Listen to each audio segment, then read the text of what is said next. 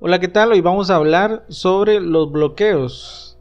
Vamos a ir propiamente a algunos ejemplos de interbloqueos, qué son los recursos reusables y los recursos consumibles.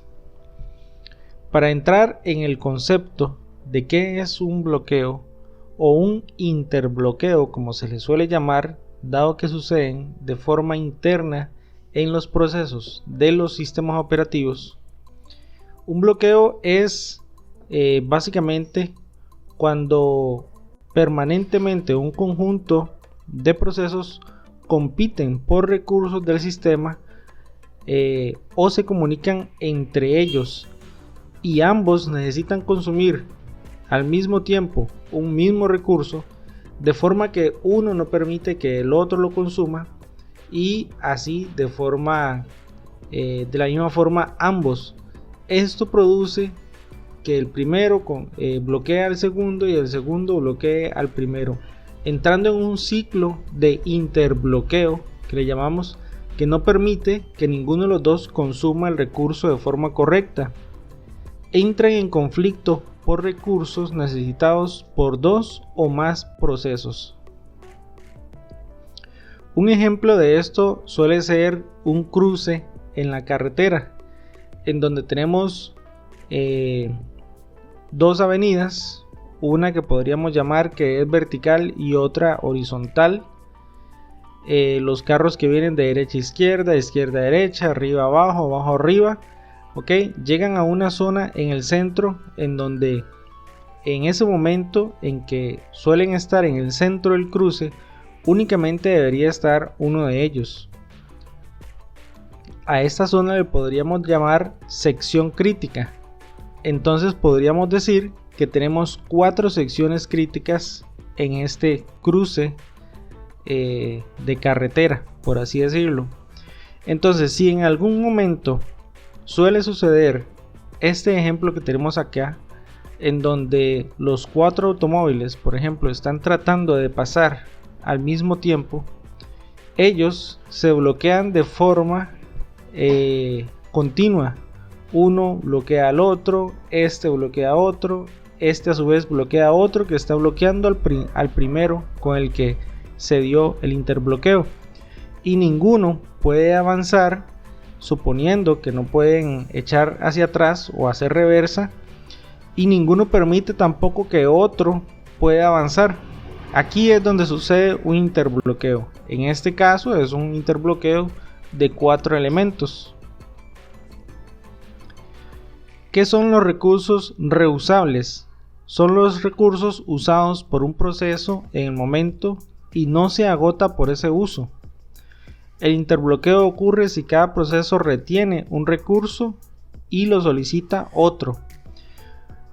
Los procesos obtienen recursos que después liberan para reuso por otros procesos, tales como el tiempo en el procesador. Por ejemplo, un proceso solicita ser asignado al procesador y cuando se le asigna una cantidad en milisegundos, este pues hace uso del recurso, ¿verdad? Le envía las instrucciones al procesador para que éste haga los cálculos de el código binario, le brinde un resultado, y cuando es expropiado del procesador o cuando él ya ha cumplido su ciclo en milisegundos, entonces lo libera y otro proceso va a ingresar al procesador, y el procesador pues va a seguir en las mismas condiciones, va a seguir trabajando a la misma velocidad, no se va a gastar, por así decirlo, ¿verdad? Por estarlo reutilizándolo. Bueno, al menos en buena teoría. Como todos sabemos, a nivel físico, los dispositivos sí sufren un desgaste, ¿verdad? El polvo puede incurrir en que la transmisión de los datos sea un poco más lenta, la corrosión sobre los canales o los buses de información de la tarjeta madre, etc. Pero en teoría son recursos que no se gastan, tales como los canales de entrada y salida también, por ejemplo, para comunicarse con dispositivos periféricos del computador, como los buses de comunicación, fajas de comunicación, etc. Son recursos que no se agotan a menos de que se dañe por completo. La memoria principal y la memoria secundaria La memoria principal se refiere al disco duro en el sentido en que podemos escribir un archivo, luego borrarlo y luego podemos volver a escribir y borrar, escribir y borrar, escribir y borrar. O sea, el disco duro no le va a pasar nada porque estemos en ese constante escribir y borrar, ¿verdad? Son reusables. Los archivos también y las bases de datos. Otro ejemplo de interbloqueo es el siguiente.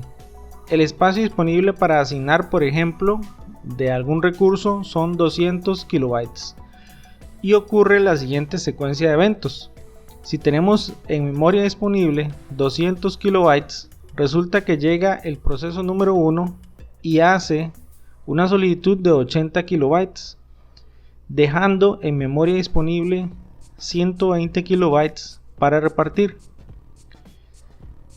Si luego de este proceso llega el proceso número 2 solicitando 70 kilobytes, ya entonces vamos a tener disponible únicamente 50.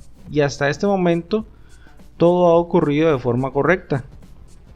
Si a continuación el proceso número 1 vuelve a solicitar 60 kilobytes, el detalle es que ya no puede ser suplido porque lo único que tenemos disponible es 50. En este momento no hay interbloqueo todavía, pero él se encuentra a la espera de que la memoria disponible sea mayor a lo que él necesita, mayor o igual por lo menos. Pero cuando el proceso número 2 solicita también una cantidad y ese tampoco puede ser abastecido, por ejemplo solicita 80 kilobytes, entonces aquí vamos a entrar en un proceso en el que P1 bloquea al proceso número 2 y el proceso número 2 bloquea a P1, de forma que ninguno de los dos puede acceder al recurso disponible que es la memoria, en primer lugar porque el recurso no es suficiente y en segundo lugar porque ambos empiezan a esa disputa por la memoria disponible y ninguno permite que el otro lo consuma. ¿Qué son los recursos consumibles? Bueno, pues puede suceder una combinación de eventos que causen el interbloqueo también a los recursos consumibles. El interbloqueo puede suceder si la recepción de un mensaje es bloqueante, ya vamos a ver un ejemplo de esto. También los recursos son creados y destruidos por un proceso. Por ejemplo, interrupciones. Cuando un proceso sufre una interrupción, recordemos que una interrupción puede ser un mensaje de entrada-salida, puede ser un error en el hardware, etc. Se pueden enviar también señales entre procesos que creen interrupciones y que al mismo tiempo creen interbloqueos. Se pueden enviar mensajes entre procesos, ¿verdad? Mensajes de estoy esperando información, mensajes de aquí va esta información y espero una respuesta, o buffer de entrada y salida. Un ejemplo de interbloqueo podría ser el siguiente, en donde el interbloqueo ocurre si un receive es bloqueante. ¿A qué me refiero con un receive es bloqueante? Por ejemplo, el proceso número 1 dice que está en una instrucción de un receive del proceso número 2. O sea, él está esperando recibir algo en específico del proceso número 2. Y resulta que el proceso número 2 al mismo tiempo está en una instrucción de receive del proceso número 1. O sea, estoy esperando como proceso número 2 un mensaje que me va a enviar el proceso número 1.